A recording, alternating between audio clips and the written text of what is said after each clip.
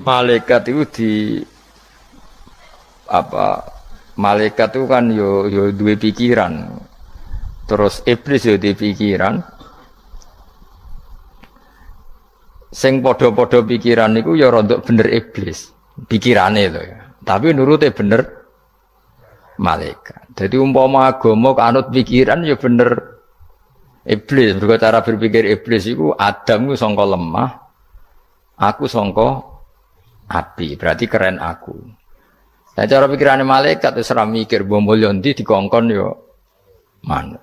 Jadi agama ini sanad. Agama ini seorang lagi napa? Sanad. Sakjane cara tauhid ya keberatan. Aku ana istilah Baitullah ya keberatan. Wong Baitullah maknane omahe Allah sing takok. Allah manggon wirdi ning Ka'bah. Jadi kita harus ngikuti ulama. Dikatakan Baitullah itu nama penghormatan. Sesuatu itu mulia, maka disebut Baitullah. Bukan berarti Allah nempat di situ. Mergo Allah ndak butuh napa? Tempat. Jadi itu kan jelimet, Mang. Lagi-lagi yang tahu itu ulama. Masjid ya dikatakan Baitullah. Nah misalnya iki masjidnya pangeran, malah nambah mana nih lucu.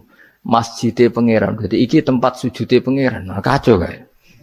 Tapi berhubung wong ra paham alhamdulillah demun iki masjidnya pangeran. Jajal mana nih bahasa Arab? Iki masjidnya pangeran, maknane terjemah. Iki tempat kacau. Baru kayak bodoh ora roh nek iku kacau. Jadi kacau. Ya mulane anut ulama. Jadi darani Baitullah apa dikatakan daleme Allah maknane apa idhofatut tasyrif. Napa idhofatut tasyrif maknane omah sing mulia sampai diistilahno daleme Allah. Kalau dalam ngaji-ngaji ulama itu agama ini dari awal unik. Allah melarang sujud kepada batu. Tapi kita sholat itu madhep Ka'bah. Kemudian juga ada batu. Makanya kita harus menanamkan bahwa semua sujud itu lillahi ta'ala. Dan soal ada arah, ya penting arah. Nggak mau arah madhep segoro kidul, repot. Jadi arah itu mau dipakai kesepakatan untuk menunjukkan kalau kita muslim, arahnya sujud itu ke Ka'bah. Tapi tetap sujud kita hanya lillahi ta'alanya karena Allah. Kanjeng Nabi nanti takok wong Yahudi, Muhammad nak langit bumi ku sok ben hancur pas kiamat. Terus manusa sing mati mulai Adam sementara ditakok endi? Jadi nak takok ngono mirip so. Mirip Yahudi. Nak mirip Sugair apa? Nak mirip ngamure. Jadi agama ini selalu disoal pakai akal. Jadi agama tanpa akal ora iso berdiri, tapi kalau terlalu mbok akal itu ya repot. Ya makanya tadi itu pentingnya riwayat. Seorang lagi pentingnya apa? Riwayat.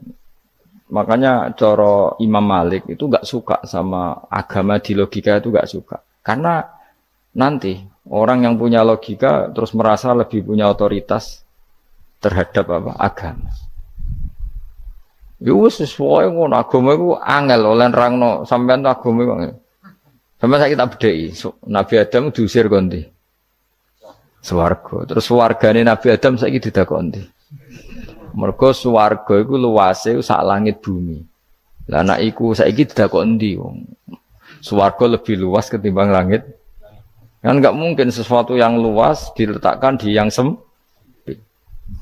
So, akhirnya Mu'tazilah enggak percaya anane swarga zaman Nabi Adam. Jadi swarga sing cerita Adam itu tidak sama dengan surga yang nanti arduhas samawati wal ard. Jari ahli sunnah ya sono. Lah ning ndi wis ra roh pokoke ono. Ya itu kan sama-sama terus diterusno wong debat. Ya sudah guys. Nak cara aku wis mlebu sik kok gampang nerangno nek wis bar roh. Secara teori kan gitu, ora roh kok nerangno sak usih. Bro. Ya sudah sampean bu swarga wae lagi apa? Lagi nerangno. Pas aku nerangno kowe ra ning swarga ya wis ra ketemu. Wis kono enak nang cangkem elek ngono wis aku ben nerangno kowe ra ning kono ya wis akhire gak.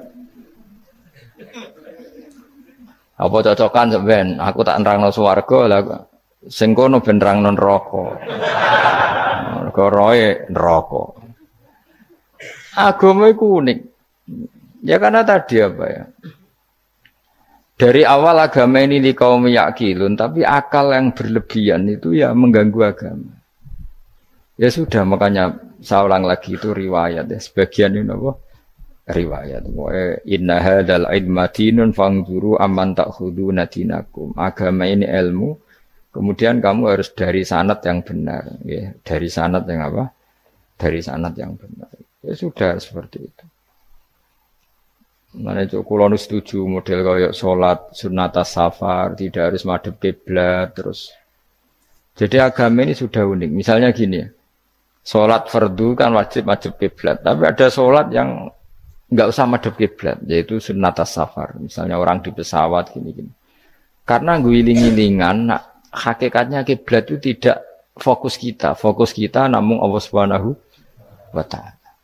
Jadi memang agama, tapi lagi-lagi itu butuh riwayat. Seorang lagi butuh riwayat.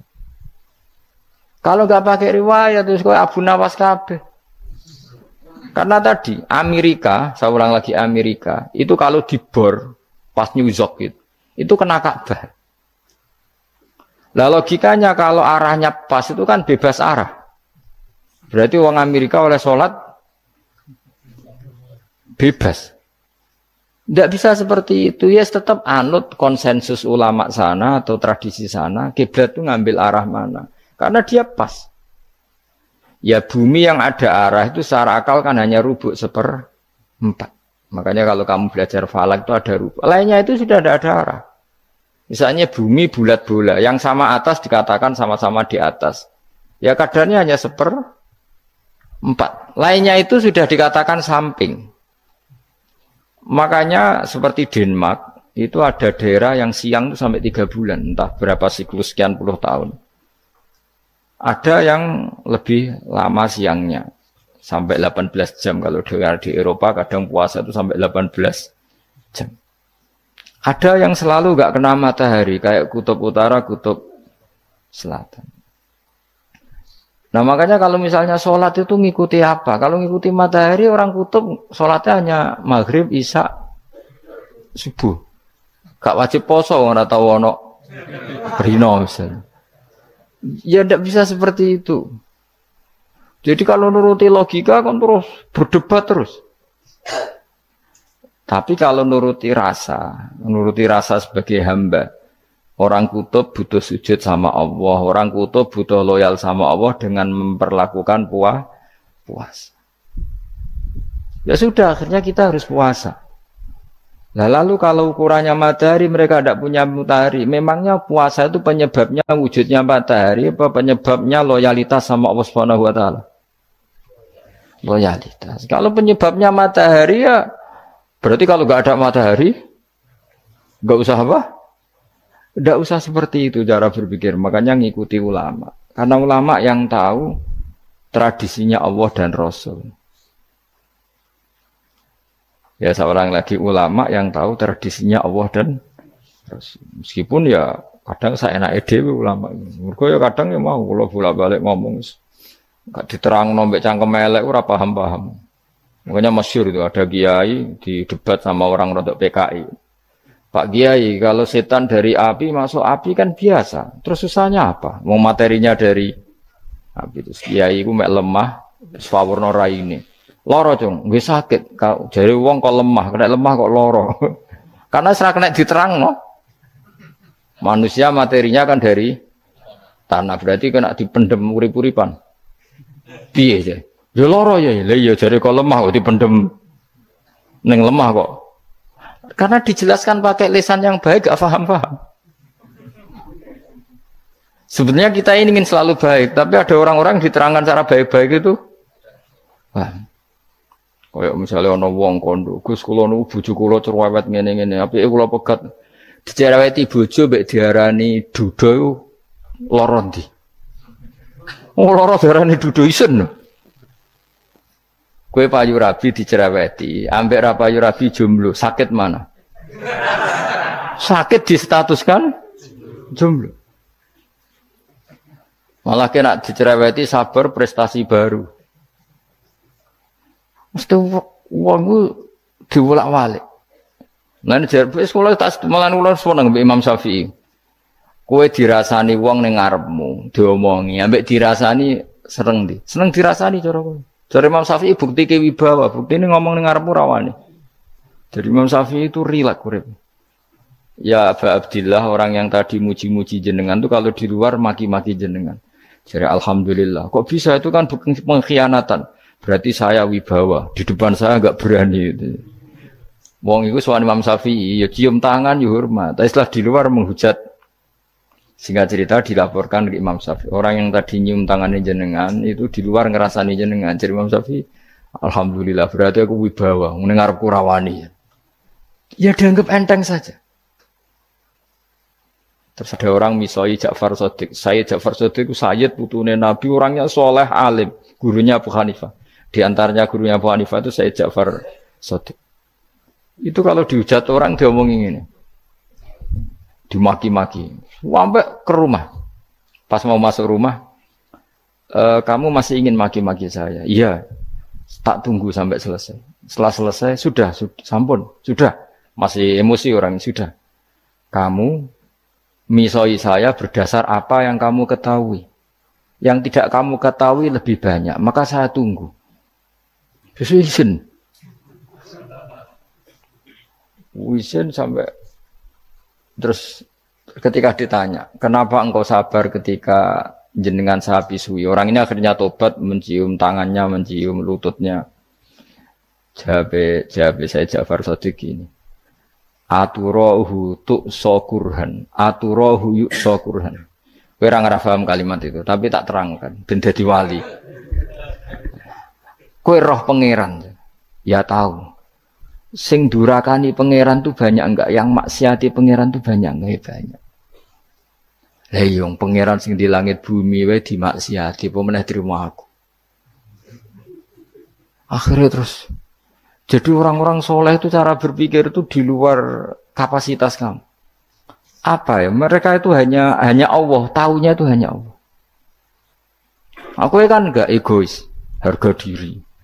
Mana ada agama berdasar harga diri itu kalau dalam bahasa Arab disebut hamiyat al-jahiliyah itu gengsi nopo jahili. Makanya ketika saya berkali-kali cerita itu, ada seorang ulama dipanggil tetangganya, setelah sampai situ sudah kembali, saya tidak butuh kamu. Setelah sampai rumah dipanggil lagi, sudah kembali lagi sampai 3 kali.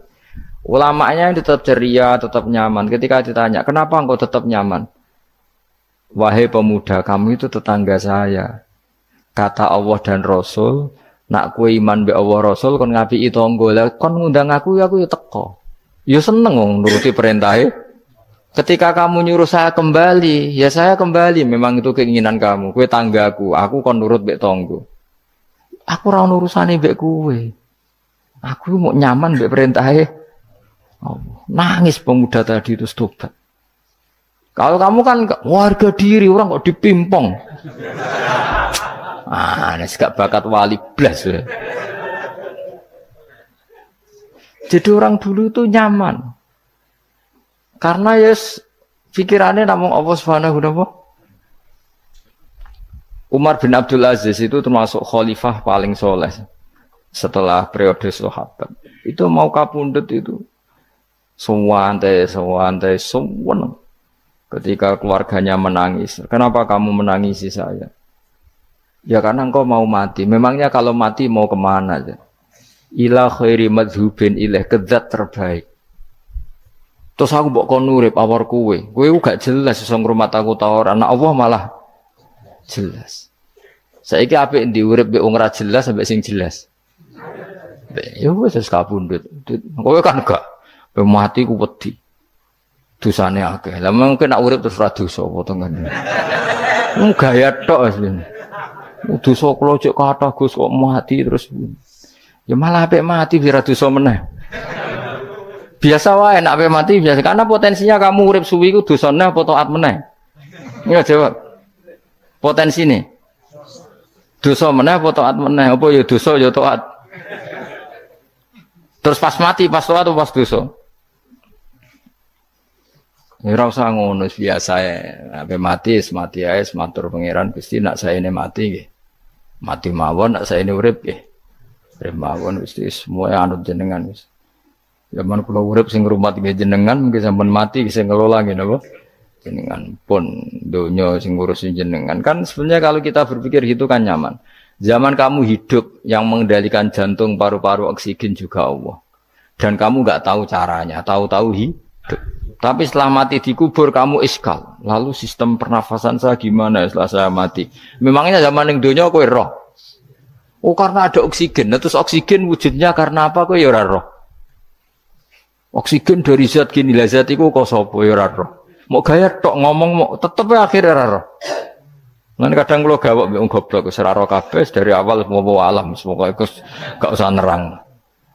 Nah, artinya gini, kalau zaman di dunia kamu tidak bisa mengelola diri kamu sendiri, juga sama setelah mati tidak bisa mengelola diri kamu sendiri. Semua itu al-amru biyadil, semua itu dalam kekuasaan Allah Subhanahu wa ta'ala. Ya sudah, alaihi tawakkaltu wa ilaihi unib. Ya sudah, kita pasrah saja dan kita hanya kembali kepada Allah Subhanahu wa ta'ala. Ya sudah, itu agama.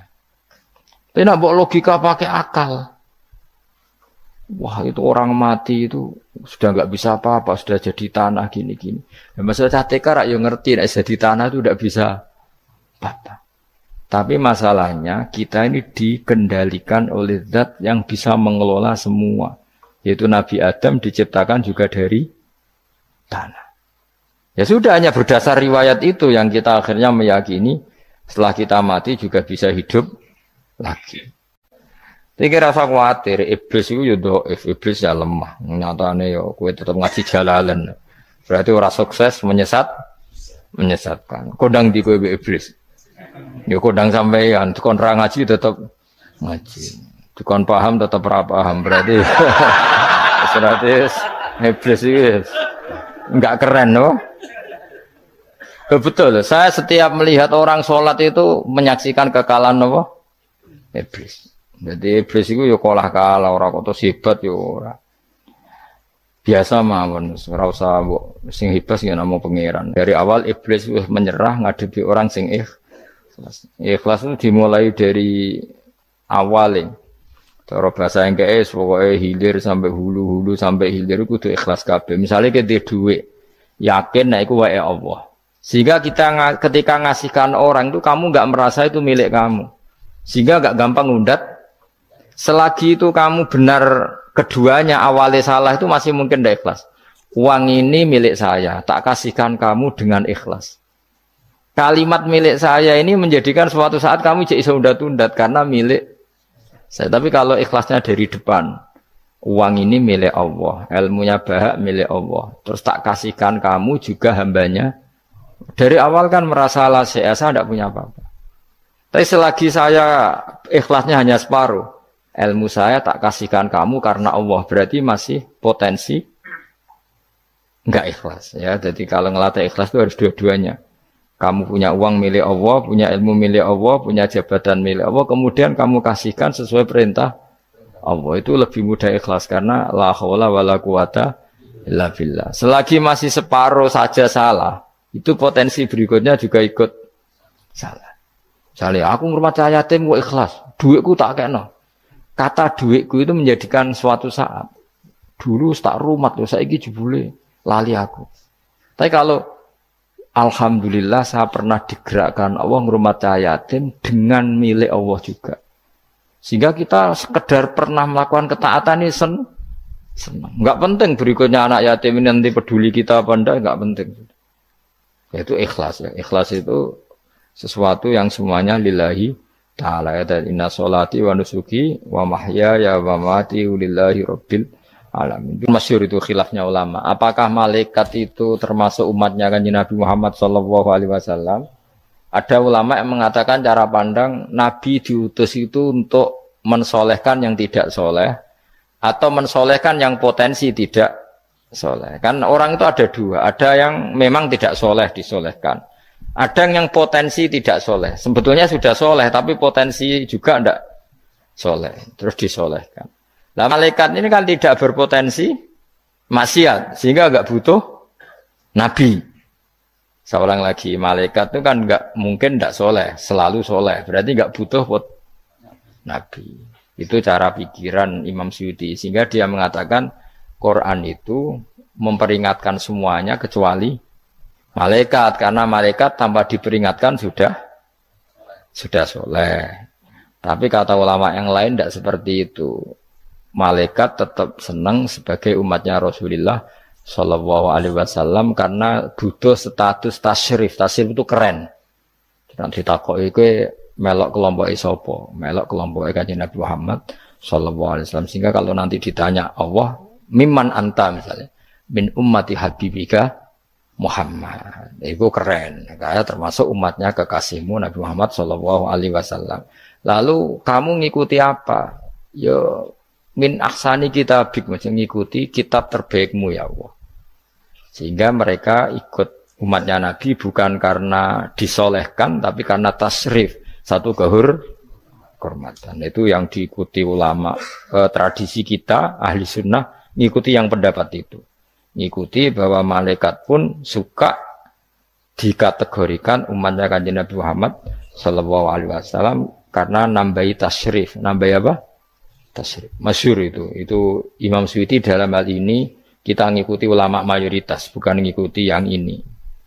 Masyhur kan Jibril ditanya, kan itu ketika Jibril ketemu Nabi Muhammad ditanya, untungnya apa kamu jadi safir? Safir itu kira-kira terjemahan bebasnya panitia saya. Jibril itu kan ya jauh dari langit turun bumi, dari langit itu kan jauh. Terus kamu untungnya apa? Karena Jibril itu tahu betul peristiwa yang pernah dilakukan Allah. Yaitu kayak apa malaikat yang di langit bisa diusir karena kesalahan tertentu. Malaikat yang sok suci kayak siapa itu Harut Marut juga dihinakan seperti itu. Dan Jibril tahu betul Allah itu yaf'alu ma yasha. Jadi yang sekarang malaikat bisa saja jadi pokoknya tahu betul Allah bisa melakukan apa saja. Karena Jibril tahu betul Allah, karena dia ketua malaikat. Kan kita tahu misalnya ada sejarah siapa? Harut Marut, dari malaikat menjadi hina seperti itu.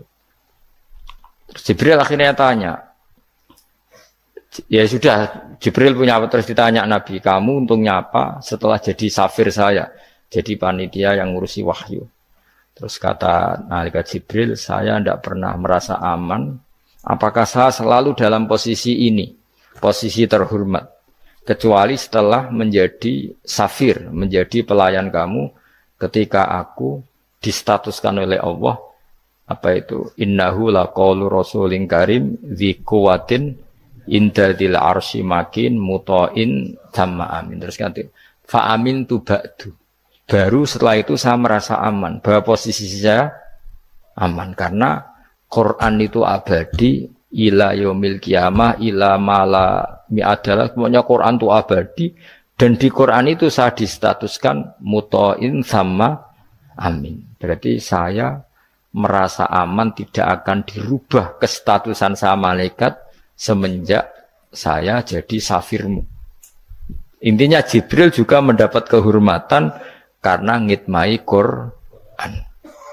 Paham ya? Makanya kita di sini mengatakan ini pendapat Imam Suyuti, tapi hampir semua ulama berpendapat apa? Malaikat pun ikut mendapat berkahnya Kanjeng Nabi Muhammad Shallallahu Alaihi Wasallam. Jenenge apa? Berkah tasrif, apa berkah apa? Tasrif. Jadi punya status kehormatan. Nah, yang dikatakan Imam Suyuti itu murni logika. Murni logika tadi, yang namanya Quran itu memberi peringatan supaya enggak soleh menjadi soleh, dan malaikat tidak butuh itu karena sudah selalu soleh ya. Jadi itu logika saja, tapi kita berkeyakinan malaikat pun butuh, tapi untuk kehormatan.